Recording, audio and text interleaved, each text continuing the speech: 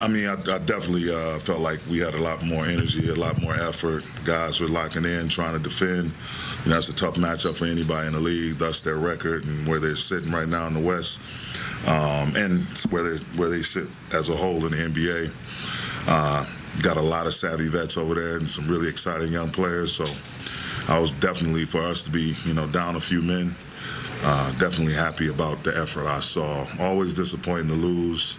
Never want to get into the routine of being comfortable or getting accustomed to losing. But, again, it's wisdom and lessons, and you got to find the lessons in everything. And the lesson tonight was just we put forth some effort, play together, trust each other, not just ourselves. Good things that happen. We came up a little short, but, some of the things I saw out there tonight were really, really good. When AD's on the court and LeBron's out, the guys are used to that. When he's off the court in those few minutes, what are you trying to do to bridge those gaps into games there? Again, and those are the times where, you can't really skip the details. AD and Bron are otherworldly talents. They can figure something out on a scramble or, things are not organized. They can still make something good happen. But for the most part, neither one of those guys on the floor, we got to trust our execution. We got to sprint the right way. We got to space the right way. We got to screen the right way. We definitely got to move the ball, especially against a team like tonight, #1 defense in the league. So you just got to do the little things and not put the onus all on yourself as an individual, but to trust your teammates and try to play team basketball on both sides of the ball, in terms of getting stops, being there for one another, knowing that I got help behind me, and also playing offense and, again, moving bodies and moving the ball. What did you make of Rui's performance from tonight, and just how was he feeling after that pretty hard fall? I think it was in the third quarter. It was gutsy, man. It's been a little up and down this year, but tonight, he played good for us, played well.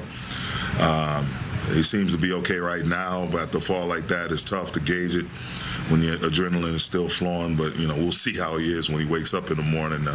It's an ugly, scary fall, as well as Austin, with chasing down a 50-50 ball. He gets ran over a little bit, but, all in all, those guys fought through it, and he kept competing.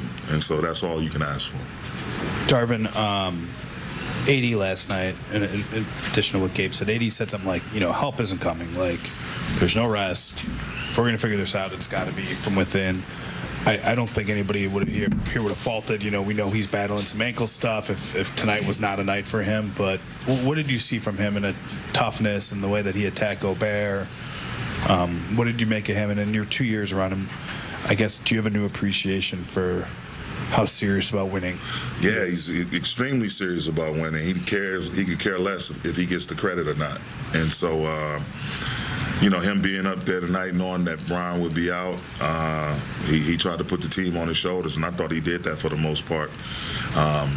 You going against two premier bigs in our league, and Carl Anthony and Rudy, and then two other high-level bigs, and Kyle and Nas. And so, that four-headed monster they got over there, they play all of them, and it was a battle from start to finish, and he showed why he is who he is, even in a loss. He was there, he was efficient, he was aware, defensively, changing shots, blocking shots. He's a pleasure to coach, man. I love being around him, love having the opportunity to coach him, and we'll break through. We'll break through this thing. Once we get guys back healthy, get guys back in rhythm, we'll be okay.